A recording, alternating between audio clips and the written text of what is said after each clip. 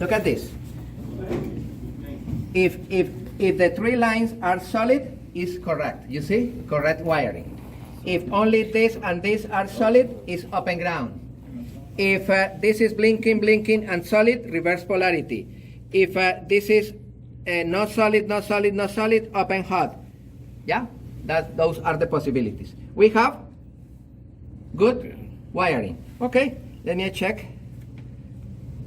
The voltage is 122.7. It's great. It's a good voltage. Look at this. The voltage drop is 5.7%. You remember how much should be the voltage drop? In between 3% and 10%. You remember? You remember in the book? It's 5.7. It's good. It's a good voltage drop. It's in the range. Look, you remember in my book of corrosion, when you try to identify if you have leaks of current, how much should be, how much in this moment nothing is connected to the outlet. It's supposed that the flow of amps should be zero or maximum 1 milliamp. 0.001, 1 milliamp. This is exactly in the limit. It's good. You see? That's perfect. And look at the resistance. You remember in my book, how much should be the resistance?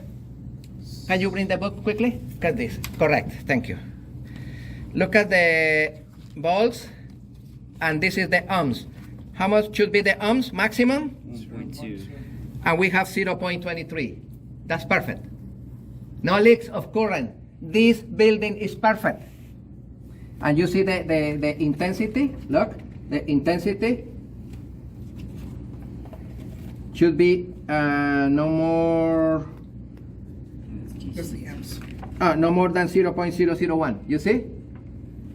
That building is perfect. And the phases are okay. With this, you can diagnose the pedestal. Yes or not? Yes. What is the name of the tool? Sure test. Sure test.